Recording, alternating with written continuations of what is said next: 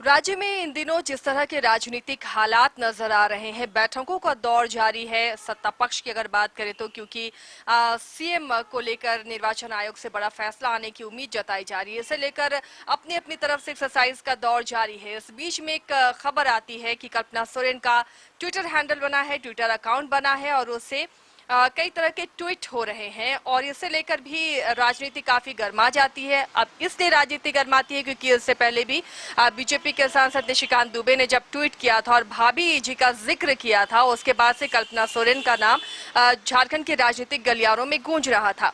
और जब Twitter account बने और उसके बाद उससे जब पोस्ट होने लगे तो एक बार फिर से सियासी हलचल यहाँ शुरू हो गई थी कि क्या वाकई अब ये मानकर चला जा रहा है कि अगर सीएम की सदस्यता के खिलाफ फैसला आता है तो नेक्स्ट सीएम कल्पना सोरेन होंगी। क्या उसके लिए ये माहौल बनाया जा रहा था। हालांकि जेएमएम ने कहा कि ये फर्जी अकाउंट है, इसे लेकर गोंदा थाने में शिकायत भी दर्ज कराई गई और अब इस अकाउंट को बंद कर दिया गया है। लेकिन इसके सियासी मायने क्या निकाले जा सकते हैं और क्या निकाले जा रहे हैं, इस पर बातचीत करने के लिए हमारे सहयोगी मदन इस वक्त हमारे साथ मौजूद हैं। मदन, ट्विटर अकाउंट बनाना कल्पना सोरेन के नाम से और उससे ट्वीट होना, वो भी बीजेपी के खिलाफ कई तरह के ट्वीट होते हैं। लेकिन इस सवाल से पहले मदन, एक और सवाल। इससे पहले आपको याद होगा कि जेएमएम के कई जिलों से ट्विटर अकाउंट पर यह पोस्ट हो रहा था, हेमंत नहीं तो कौन, और अब कल्पना सोरेन का ट्विटर अकाउंट। तो इसे क्या जोड़कर देख पा रहे हैं, क्या इसके राजनीतिक मायने हैं? बिल्कुल, देखिए, जिस तरह से राजनीतिक हालात झारखंड में बने हैं, ऐसे में कल्पना सोरेन का नाम जो है काफ़ी सुर्खियों में रहा। जब से बीजेपी के सांसद निशिकांत दुबे ने ये ट्वीट किया कि भाभी जी की ताजपोशी की तैयारी चल रही है, उसके बाद कल्पना सोरेन के नाम से एक ट्विटर अकाउंट बनता है और लगातार जो है उससे ट्वीट किए जाते हैं। वो भी झारखंड के की बात की जाती है। उसमें जो ट्वीट किया गया था वो है, वो गैंग बनाएंगे, आइए हम और आप मिलकर देश बनाते हैं, अपना सोना झारखंड संवारते हैं। इस तरह के ट्वीट, फिर आज़ादी के संघर्ष की कहानी, इस तरह के कई ट्वीट जो है लगातार उस अकाउंट से किए गए। तो लोगों को लग रहा था कि जिस तरह से अब ट्विटर पर कल्पना सोरेन एक्टिव हुई हैं, ऐसे में अब ये जो सवाल उठाया गया था वो पुख्ता होता हुआ नजर आ रहा है। लेकिन ये वेरीफाइड अकाउंट नहीं थे। सबसे महत्वपूर्ण बात यह है कि जो ये अकाउंट बना है उसके बाद जो इसके फॉलोअर्स की संख्या है, उसमें अधिकतर लोगों के जो अकाउंट हैं वो बीजेपी से जुड़े हुए लोगों का है। कोई जेएमएम के उतने बड़े नेता नहीं हैं इस अकाउंट से जुड़े हुए जो वेरीफाइड हैं। तो अब ये महत्वपूर्ण सवाल है कि एक तरफ जो बैठक होती है, राजनीतिक हालात के साथ साथ सुखाड़ की चर्चा होती है, चर्चा ये भी होती है कि कल्पना सोरेन के नाम पर भी चर्चा होगी। लेकिन इस बीच जो गोंदा थाने में शिकायत दर्ज हुआ, फिर उसके बाद ये अकाउंट जो है बंद हो चुका है। लेकिन कल्पना सोरेन के नाम से जो ट्विटर अकाउंट बना, तो लग रहा था कि निशिकांत दुबे को अब जवाब देने की सिलसिला जो है वो शुरू हो जाएंगे।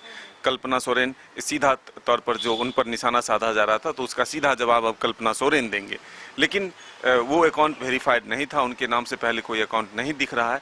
तो ऐसे में हम कह सकते हैं कि ये साजिश है या फिर एक तरह से एक रिएक्शन जो लोगों का है। ऐसा भी तो हो सकता है जनता की नब्ज टटोलने की एक कोशिश हो। अगर कल्पना सोरेन का ऑफिशियल अकाउंट ना भी हो तो हो सकता है कोई कार्यकर्ता, प्रशंसक या एक तरीका हो कि क्या जनता इस पर रिएक्ट करती है। क्या हेमंत के बाद कल्पना सोरेन अगली सीएम की दावेदार हो सकती हैं अगर कुछ ऐसे फैसले आते हैं तो?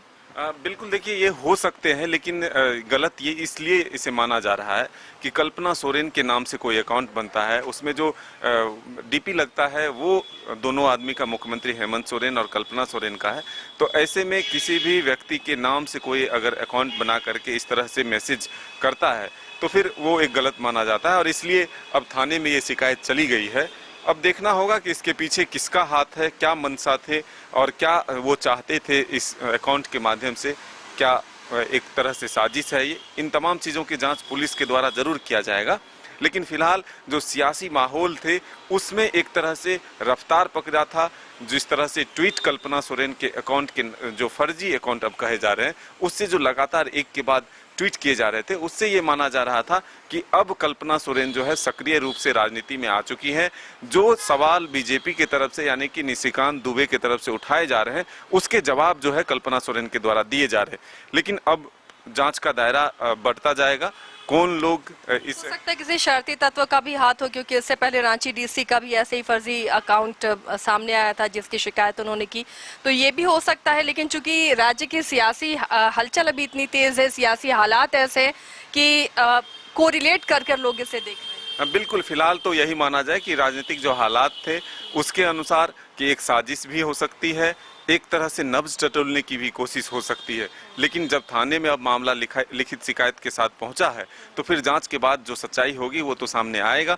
लेकिन इससे पहले भी आप देखें तो रांची डीसी का ट्विटर अकाउंट भी हैक हुआ था। कई बार मेल करके मुख्यमंत्री तक को धमकी दी जाती है। तो ये सोशल मीडिया का जो एक तरह से कहते हैं दुरुपयोग भी हो रहा है। लेकिन फिलहाल राजनीति जो माहौल थे झारखंड में, उसमें ट्विटर का जवाब ट्विटर से देने की कोशिश हम लोग समझ रहे थे। कल्पना सोरेन के जो नाम आ रहे थे सामने, अगर मुख्यमंत्री की सदस्यता जाती है तो फिर क्या नए चेहरे के तौर पर कल्पना सोरेन को आगे लाया जाता है। तो इन तमाम चीज़ों के अटकलें जरूर लग रहे थे। लेकिन जब ये शिकायत थाने में पहुंची है तो अब हकीकत सामने आए कि आखिर ये एक सोची समझी साजिश थी या फिर एक रणनीति के तहत यह नब्ज टटोलने की कोशिश थी। चलिए, आने वाले दिनों में पता चल पाएगा। हालांकि इसकी शिकायत कर दी गई है कि कल्पना सोरेन का ये फर्जी अकाउंट था और गोंदा थाने में इसकी शिकायत करने के बाद फिलहाल अकाउंट को बंद कर दिया गया है। लेकिन चूंकि राज्य के सियासी हालात हमने पहले भी कहा ऐसे हैं कि उसे जोड़कर देखा जा रहा है, तो फिलहाल जो भी अपडेट होंगे राज्य के सियासी हालात को लेकर और इस ट्विटर अकाउंट को लेकर आप तक हम वो पहुंचाते रहेंगे। फिलहाल इतना ही, लेकिन आप देखते रहिए न्यूज़ 22 को।